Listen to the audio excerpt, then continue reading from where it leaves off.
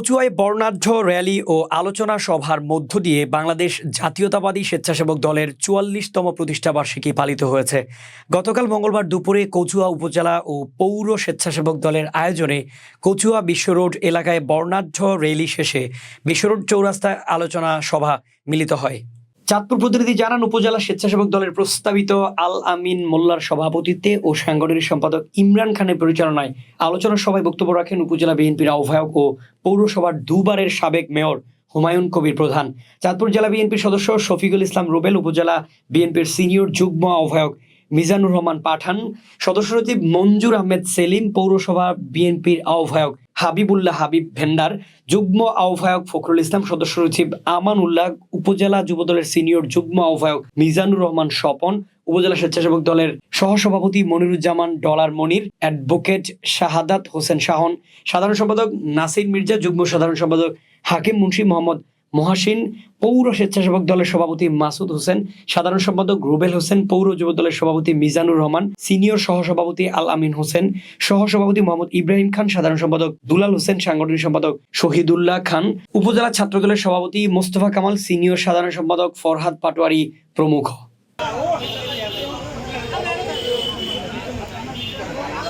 ৪৪তম প্রতিষ্ঠাবার্ষিকী উপলক্ষে আজকের প্রতিষ্ঠাবার্ষিকী উপলক্ষে আমরা রেডি করলাম, মিছিল করলাম, মিটিং করলাম। আপনারা আলোচনায় উপস্থিত বাংলাদেশ জাতীয়তাবাদী দল এবং ৪৪তম প্রতিষ্ঠাবার্ষিকী উপলক্ষে রেলি শেষে আয়োজিত আজকের এই পথসভা, আজকের এই রেলি পর্বে শেষে আলোচনা সভার কবল থেকে আমরা মুক্তি হয়ে এখন স্বাধীন একটা বাংলাদেশ আমরা গঠন করার জন্য যারা যুব সমাজ আছেন, আমরা দীর্ঘদিন একত্রিত হয়ে কোটা বিরোধী আন্দোলনে আজকে স্বেচ্ছাসেবক দলের প্রতিষ্ঠা বার্ষিকী সম্মানিত সভাপতি বক্তব্য দিতে চাই।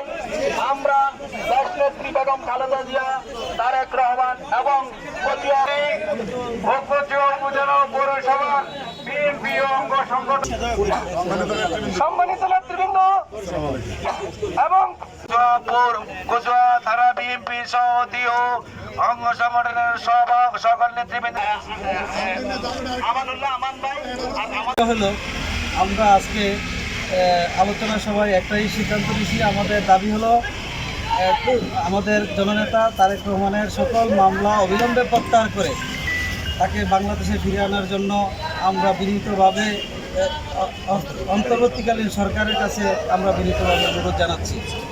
পাশাপাশি আমরা আমাদের প্রিয় নেতা মালয়েশিয়া বিএনপির সেক্রেটারি, কেন্দ্রীয় নির্বাহী কমিটির অন্যতম সদস্য, চাঁদপুর বিএনপির অন্যতম উপদেষ্টা, কচুয়া বিএনপির অভিভাবক জননেতা মোহাম্মদ মোশাররফ হোসেন মিয়াজির নেতৃত্বে আমরা ঐক্যবদ্ধ আছি এবং আমরা থাকব।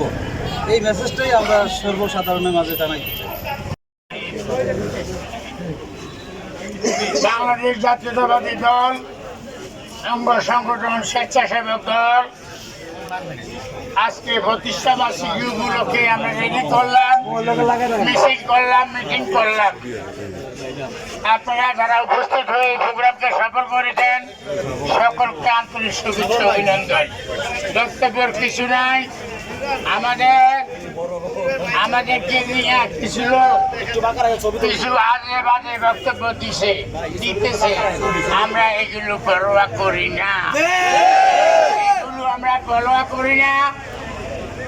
আমরা জনগণের ম্যান্ডেট নিয়ে কচুয়ার এমপি হতে চাই। আমাদের কাছে জানিস শেষ, আমাদের কাছে কমিটি, আমাদের থানা পৌর সকল কমিটি আমাদের হাতে, সাহেবের হাতে। আমরা শান্তিপূর্ণ ভাবে কাজ করবো, আমরা কোনো বিশৃঙ্খলায় আমরা জড়িত হব না। আপনারা সবাই শান্তিপূর্ণভাবে কাজ করবেন। কেউ যদি আপনাদেরকে শুরু করে দেয় দয়া করে ঢাকা ঝামেলায় যাইবেন না, যেহেতু ভবিষ্যৎ আমাদের অত্যন্ত উজ্জ্বল।